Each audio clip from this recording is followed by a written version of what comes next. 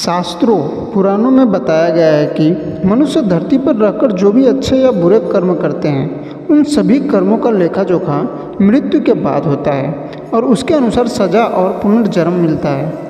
ईश्वर की दृष्टि में जो अच्छे कर्म यानी आपके काम होते हैं जो पुण्य कहा जाता है और जो बुरे कर्म होते हैं उन्हें पाप कहा जाता है।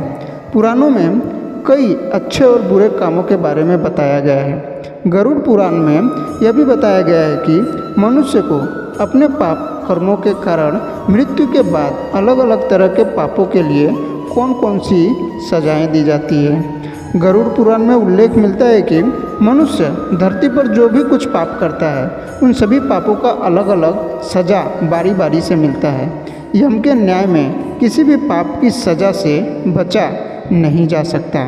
गरुड़ पुराण में बताया गया है कि पर स्त्री पुरुष संबंध रखने वाले को लोहे के गर्म सलाखों को आलिंगन करवाया जाता है। जो पुरुष अपने गोत्र की स्त्री से संबंध बनाता है उसे नर्क की यातना भोगकर लकड़बग्घा अथवा शाही के रूप में जन्म लेना पड़ता है।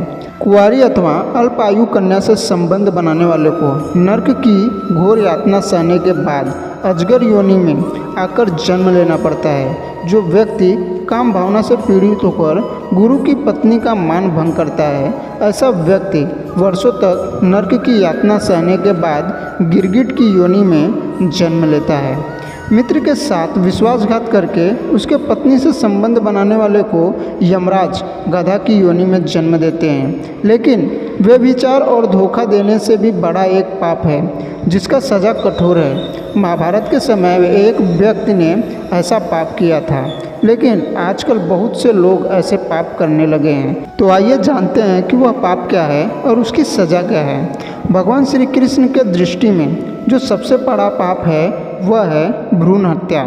महाभारत युद्ध समाप्त होने के बाद जब द्रोणाचार्य के पुत्र अश्वत्थामा ने उत्तरा के गर्भ में पल रहे बालक परीक्षित पर ब्रह्मास्त्र का उपयोग करके उसकी हत्या कर दी तब भगवान श्री कृष्ण सबसे अधिक क्रोधित हुए थे। श्री कृष्ण ने उस समय ही यह घोषणा कर दी थी कि अश्वत्थामा का पाप सबसे बड़ा पाप है क्योंकि उसने एक अजन्मे बालक की हत्या की थी। श्री कृष्ण ने इस पाप की सज़ा स्वयं अश्वत्थामा को दी थी।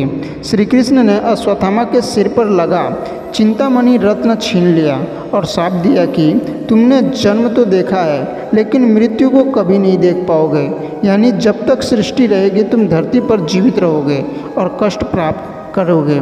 भ्रूण की हत्या करने वाले के लिए सबसे कठोर सज़ा निर्धारित है और ऐसे व्यक्ति को कई युगों तक सज़ा का दंड भुगतना पड़ता है।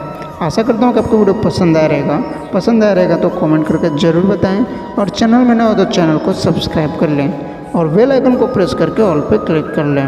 बोलो जय श्री कृष्णा।